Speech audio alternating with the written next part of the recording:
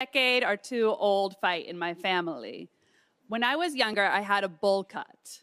It's not a mullet, it's a bowl cut. This is very Midwest. Have you heard of this? Yes. I'm just trying to agree with you because there's some anger in this here. Well, someone said it was a mullet, and it wasn't. So I was getting made fun of for this bowl cut at school. And so my mom decided to give it a feminine twist and perm it. And the next day I got beat up on the bus. To this day, she says that's a weird coincidence. But come on, that wasn't a coincidence. Was it, Steve? I'm kind of counting on you here, Steve. I need to convince you, and I need to convince my mom. I got beat up because of that haircut.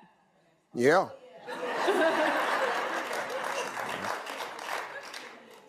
This happened 20 years ago? Yes. I just need my mom to say, Claire, you're right. I messed up. For 20 years? That's all I've thought about.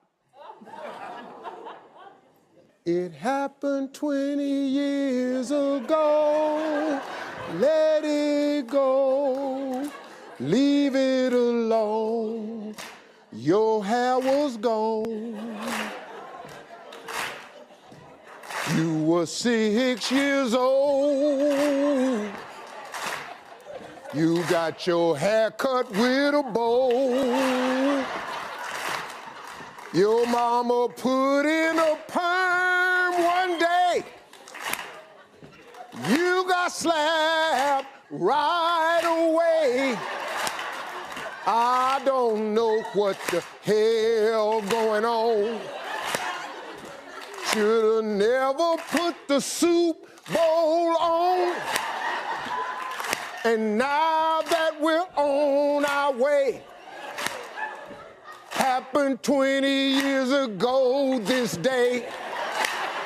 Oh, we should move along. The is long gone. Oh, you're so glad to be on the show called Steve Harvey. I have a secret that I need you to help me reveal. Okay. Back in 1998, I was in an advertisement that was in a Playboy magazine. And I'm not really embarrassed by it, but I never told anyone. Well, recently, my brother helped me move, and he found the magazine, and I'm mortified, and he's hysterical. He wants to tell our parents. He's hysterical? Yeah, I was topless in the advertisement. And so he is wanting to run and go tell our parents. Yeah. He's the little brother. He wants to tell on me. You know, how little brothers do. Oh, yeah. Yeah. And so I want to be the first to tell them. I don't know how to tell them without it being awkward or making them uncomfortable. How old is your mom and dad? My mom is 65 and my dad's 69. Don't tell them. Okay.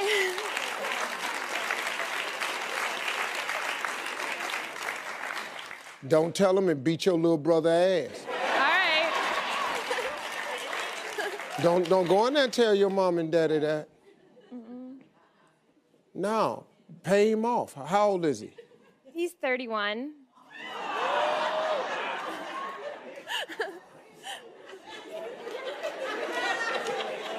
Get his iCloud, get something on him. 31. Wait a minute, a 31-year-old boy would go tell his parents his sister was in a magazine? No, man, he can't do that to your mother and father. You can't do that to your parents. You gotta keep that buried. Don't go in there and tell them you don't have to be the first. You know, and if he tells us you, it's not you. Do what men do, lie. It ain't me. I'll deny it. It's not me. I don't care what if it looked exactly like you. It ain't me. I would never do something. I am suing this magazine. Hi, Steve. Hi. I'm a mom of 3 daughters, and I have a 15-year-old, and I have 2 16-year-old twins. And you having twins, Yeah. I think you can relate to me. I'm freaking out because they're getting their license this weekend, and we only have 1 car for them, so they have to share it, where they can't even share their clothes right now, let alone a car. And I thought, you know, maybe you could give me some advice, and without them killing each other over this car now. Yeah. I don't know what to do. Have you tried not caring? I care too much. I don't know. No, I'm telling you. My kids all shared 1 truck. Yeah. I had 4 of them driving at the same time. I had 1 truck. Figure out the schedule, who gets it when. Y'all, I don't want to hear about it. And if I hear about it, I'm taking the truck. Yeah. They ended up figuring out how 1 could drive, drop the other one off, go do what they was gonna do, leave it here, leave the key under the mat, the other person come, pick it up, all this here. This was way before Uber got here. Yeah. And that's what you do. And then they twins. How they can't share? Like I told Brandon Carly all the time, you share the womb together. Yeah. The hell you can't work out what you gonna wear. Everybody has pictures from their childhood that they really don't want anybody to see. But face it, those are usually the funniest and the most fascinating pictures. That's why the creators of this book is called Awkward Family Photos. Their latest book is Everything is Awkward. Check out some of their great gems in their latest book. First, there's this one right here. That's just bad parenting right there. You just can't let your baby sit in that damn toilet. I don't care how cute the photo is. Get the baby out the damn toilet. Here's some more bad parenting. Why is your baby playing with that damn plunger? Finally, this one needs no explanation. The baby is in horror. He's in horror. But this is the moment when he realizes, my wife is gonna kill me. Folks, Everything is Awkward is on shelves September 20th, but everybody in the audience is going home with a copy today.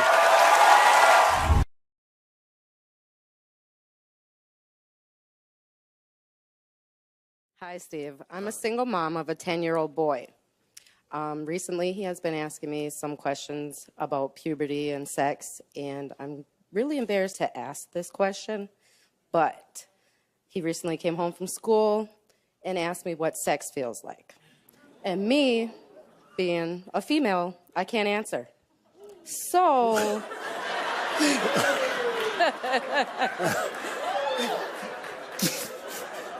I know. I really know. I don't know what to say to him. Any advice?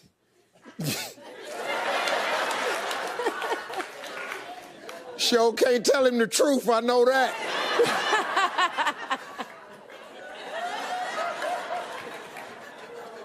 It's the greatest damn thing you'll ever feel in your life.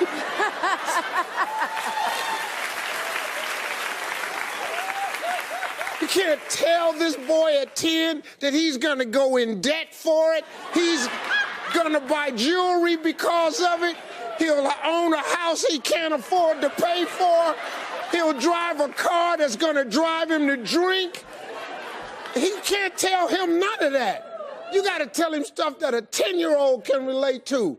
But what does sex feel like? It's like riding your bike down the street at top speed with no bugs. Thank you. It's gonna make hair stand up on the back of your neck, and you're gonna feel like you've been electrocuted. And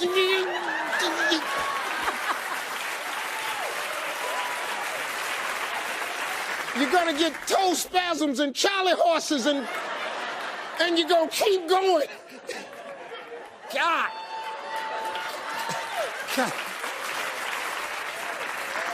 And you're gonna keep going. That's what you can't tell him. So I just told you what not to tell him. You go with the bike riding down the street at top speed with no bugs. Thank you. Can any of you do a Donald Trump impression? Okay. Oh. I'm gonna give all of you a chance, so just slow down. Matthew, you first. Hi, I'm Donald Trump. Vote for me. Sophie, you got one? Wrong. I did not say that. Wrong. I did not. Nathan? Hello, I'm Donald Trump. Vote for me. Let me see your impression of Donald Trump. We need to build a big, tremendous wall.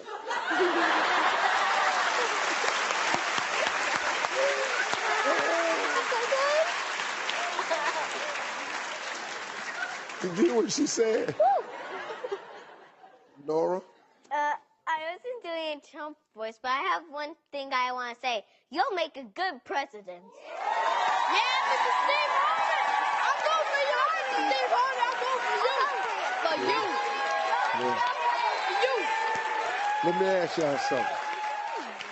Kids, are you familiar with the term background check? No.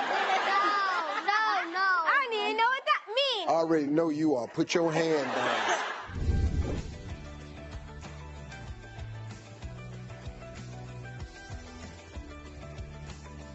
Earlier we met Tia, who said she loves her husband Steve, but he thinks he's Elvis. In fact, he never leaves the house without being dressed head to toe as the king. Now, Tia said she's had enough. So I asked my team to turn him back into the husband who used to take her out on romantic date nights. You ready to see the real Steve? I am. They said, yeah. This is how Steve looked earlier this hour. Yeah, that was him. Well, let's see him now. Come on out, Steve.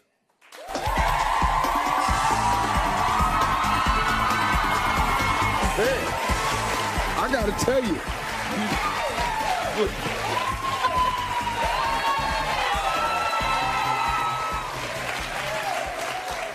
What do you think? Hey, man. I look like a lawyer. No, hold up. Tia, what do you think? I'm in a bit of a shock. Really? It's pretty hot, right? Hey, Steve, can I tell you something, man? Can I tell you something, man?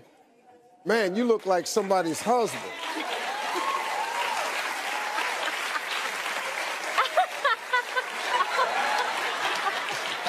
You know, yeah, look. He ain't gonna stop being this. Hey, he trying to play the vest and then he just went, yeah. Somebody's going to talk about it. Yeah. Tia told us earlier that all she wants is a date night with just her Steve, not Elvis. Well, Tia, we're going to be sending you and Steve on a romantic night in Las Vegas. Just the two of you, but you got to go as Steve.